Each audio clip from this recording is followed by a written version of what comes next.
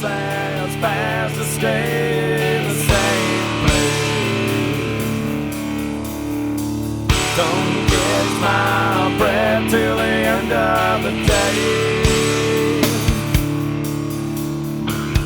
And I'd rather be shot to my face than hear what you're gonna say.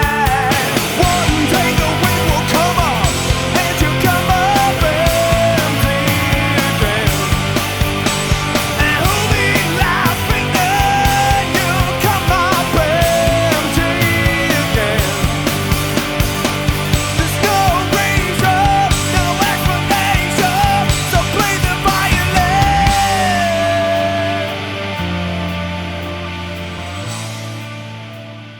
Well, hello my friends, and welcome to my channel. I have another article that I'm going to present to you. The series of 12 articles I have. This one is called The Importance of Animal Disease in Biological Warfare, an Endless Reservoir for New Human Pathogens. And this is, of course, relevant to my new book, The Sleeper Agent, The Rise of Lyme Disease, Chronic Illness, and the Great Imitator, Antigens of Biological Warfare. And it is available at my website, thesleeperagent.com. And I've talked about it in the other videos. So I'm just going to continue. If you haven't seen those, you may want to watch those, get more info on my book. But I'm going to just I'm not going to rehash what's in my book every video. I'm just going to continue forward. If you want to know, watch some of the other videos, but this one, so I have about 12 articles, and each one is going over specific points that I find would be good to clarify some things to my audience. So whether they're people who have not read the book, they're thinking about reading it, you see some of the important points for understanding it. And then if people have read the book and they see these videos, it offers some further clarification. So that's what it is. But in this article, I talk about how animal disease is one of the animal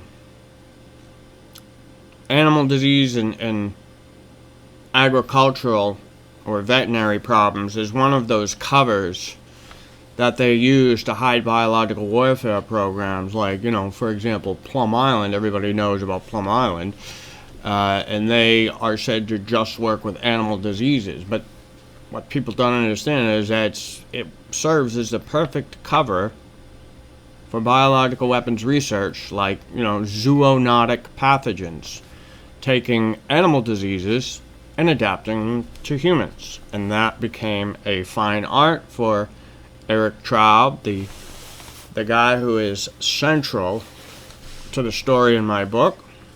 Now, he was a veterinarian. He was not a doctor. He was a veterinarian. Like, he wasn't a doctor, for humans. He was a veterinarian.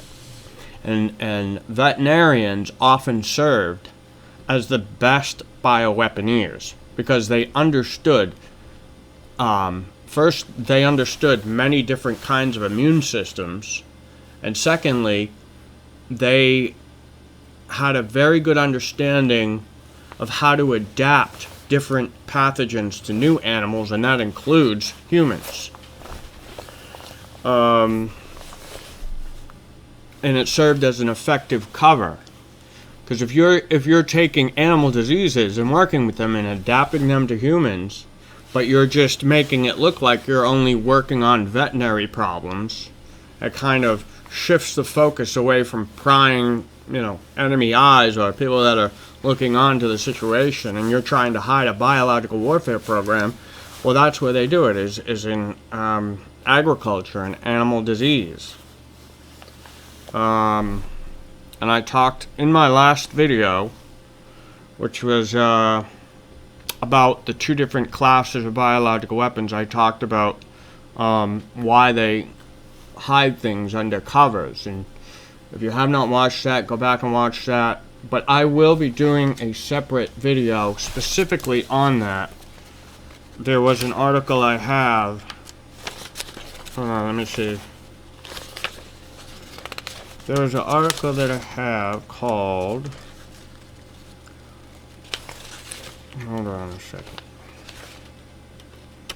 I'll flip through. Why nations hide biological weapons programs under benign research.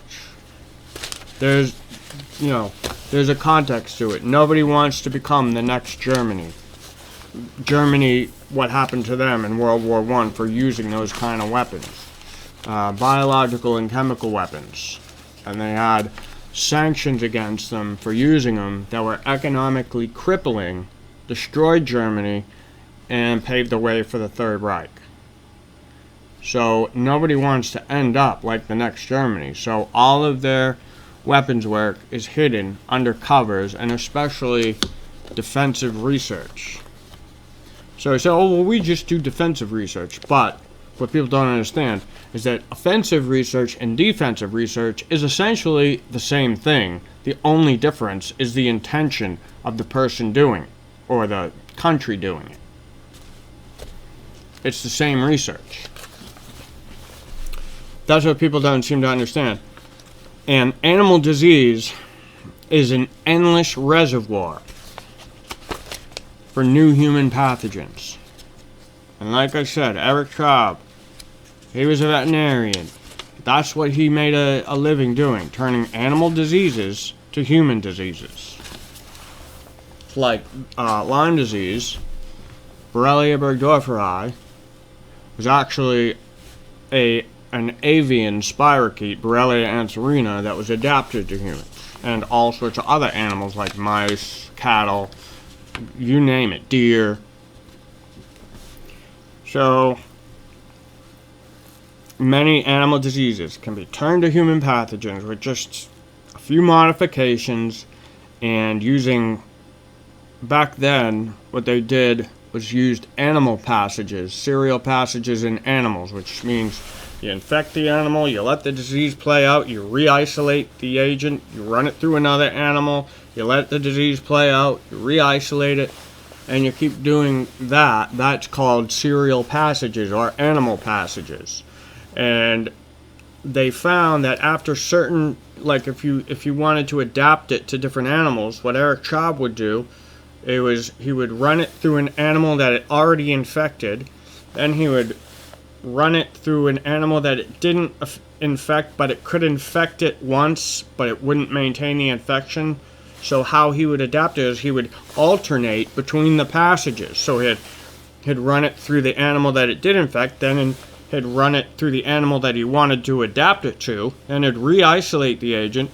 He would run it through the animal, like one of the other animals that it had already infected, like that it already infects in nature, and then he would, after the disease play out, re-isolate it, and then he'd run it through the one that he wants to adapt it to, then back to the one that it already infects, and back into the one he wants to adapt it to, and on for a certain amount of passages, and then finally a mutation happens with that virus or agent, and then it takes to that animal, and then it can infect it permanently and will maintain the infection in nature and pass it to the other animals of the same, stock or breed or, species. So it became a fine art, and this was long before the days of modern genetic engineering technology. This was in the 40s and 50s. So they had all sorts of ways of genetic engineering far before the 70s. Foot and mouth disease. He adapted foot and mouth disease to mice. He adapted it to chicken eggs, and I believe it was when he adapted it to chicken eggs, it took to humans as well, and I think that's what became Coxsackie virus, what is called Coxsackie virus.